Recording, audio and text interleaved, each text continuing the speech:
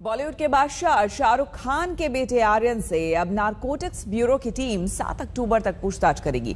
आर्यन के वकील ने कोर्ट में जमानत की अर्जी लगाई थी, लेकिन कोर्ट ने आर्यन समेत क्रूज पर ड्रग पार्टी में पकड़े गए 8 लोगों को 7 अक्टूबर तक एनसीबी की कस्टडी में दे दिया है, जबकि 2 आरोपियों की आज पेशी है।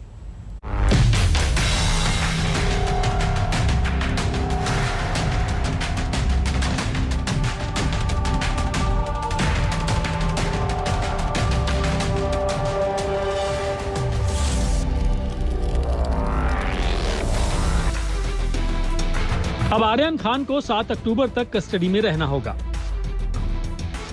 अब आर्यन खान से 7 अक्टूबर तक कड़ी पूछताछ होगी। अब आर्यन खान को सवालों के लंबे दौर से गुजरना होगा। ड्रग्स कहां से आई, किसने पहुंचाई, सब कुछ बताना होगा। किसने सोचा था कि किंग खान शाहरुख खान का बेटा आर्यन खान अपनी फिल्म लॉन्चिंग से पहले ही एनसीबी अधिकारियों के सवालों की लॉन्चिंग झेलेगा। जाहिर है सुपरस्टार का बेटा है तो सपना तो 70 mm वाले रुपहले पर्दे का था, जिसमें लाइट, कैमरा, एक्शन प्लान किया गया था। लेकिन हकीकत में आर्यन की शुरुआत क्रूज पार्टी, ड्रग्स और गिरफ्तारी से हुई है। केस के सभी पहलुओं को खोलने के लिए एनसीबी ने आर्यन की कस्टडी 11 अक्टूबर तक मांगी थी, लेकिन कोर्ट ने 7 अक्टूबर तक की कस्टडी दी है।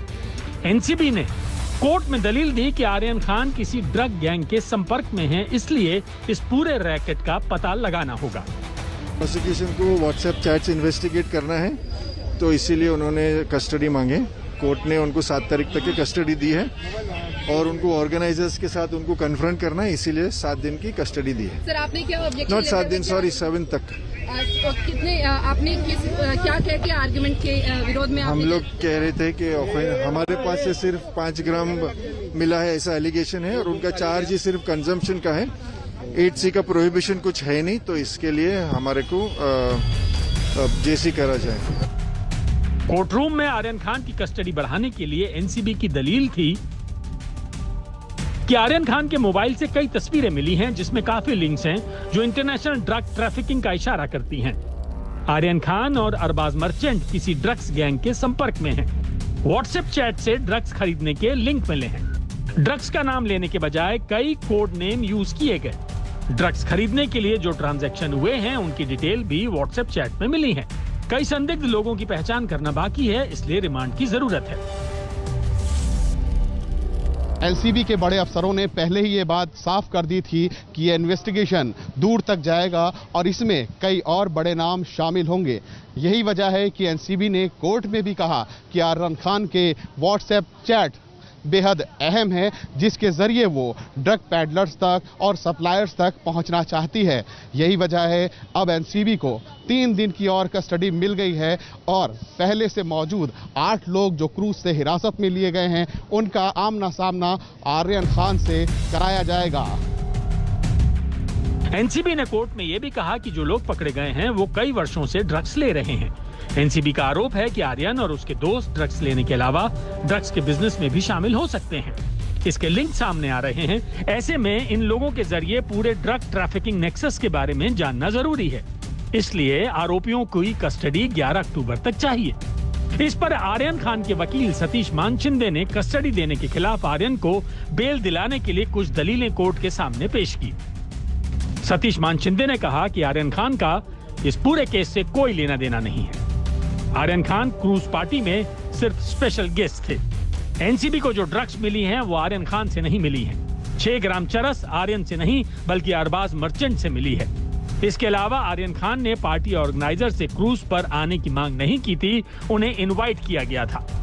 आर्यन खान के व्हाट्सएप चैट से मिली तस्वीरों के आधार पर कस्टडी बढ़ाने वाली दलील पर आर्यन के वकील सतीश मानशिंदे ने कहा कि यह बात पूरी तरह गलत है कि आर्यन इंटरनेशनल ड्रग पेडलर्स के संपर्क में है। कोर्ट चाहे तो खुद देख सकता है कि आर्यन खान के व्हाट्सएप चैट में क्या लिखा है। आर्यन खान का इस पूरे मामले से कोई लेना देना नहीं है। जब मजिस्ट्रेट ने एनसीबी से आर्यन की कस्टडी को लेकर सवाल किया तो इस पर एनसीबी ने कहा कि हम पता लगाना चाहते हैं कि आर्यन को पार्टी में क्यों बुलाया गया था और वो कौन कौन से केबिन में रुका था। तो इस पर सतीश मानशिंदे ने कहा कि आर्यन खान को शिप में ड्रग्स बेचने की जरूरत नहीं है। वो शिप में क्यों गए थे, इसमें एनसीबी का कोई काम नहीं है। आर्यन चाहे तो पूरा शिप खरीद सकते हैं। लेकिन कोर्ट में आर्यन के वकील की यह दलील काम नहीं आई और मजिस्ट्रेट ने आर्यन खान की कस्टडी 3 दिन यानी 7 अक्टूबर तक बढ़ा दी। अब एनसीबी अगले 3 दिनों के अंदर आर्यन खान पर ड्रग पेडलर वाले कनेक्शन सहित तमाम आरोपों की सच्चाई सामने लाने की कोशिश करेगी। देखना यह है कि एनसीबी अब आर्यन खान के मामले में कौन कौन से राज खोलने वाली है। पंकज उपाध्याय के साथ तंसीम हैदर, आज तक। ड्रग्स कांड के तार विदेशों से जुड़ते दिख रहे हैं। ऐसा इसलिए क्योंकि अब तक गिरफ्तार 10 किरदारों से पूछताछ में पता चला है कि रेव पार्टी के लिए ड्रग्स का भुगतान बिटकॉइन में किया गया था।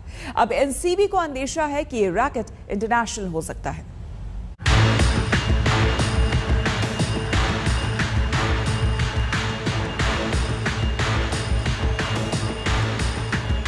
माया नगरी के बादशाह शाहरुख खान का बेटा जिस ड्रग्स कांड में फंसा है, उसकी जांच के तार अब भारत से बाहर भी जुड़ते दिख रहे हैं। एनसीबी को शक है कि जो ड्रग्स रेव पार्टी के लिए लाई गई थी, उसका पैसा क्रिप्टो करेंसी में चुकाया गया। अब सवाल ये है कि ये पैसा किसने चुकाया और किसको। हो सकता है कि एनसीबी को विदेशों में तहकीकात करनी पड़े, लेकिन फिलहाल एनसीबी के सवालों की बौछार शाहरुख के बेटे और उसके दोस्तों पर हो रही है, जो 7 अक्टूबर तक एनसीबी की कस्टडी में हैं।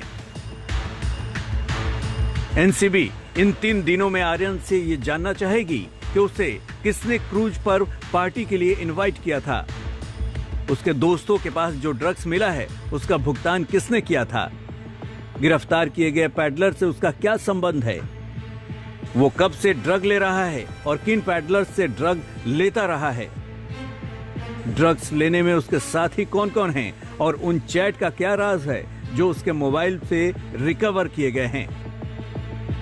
गिरफ्तार लोगों से मिले सुराग के आधार पर सोमवार को एनसीबी ने 2 ट्रक पैडलर्स को गिरफ्तार किया।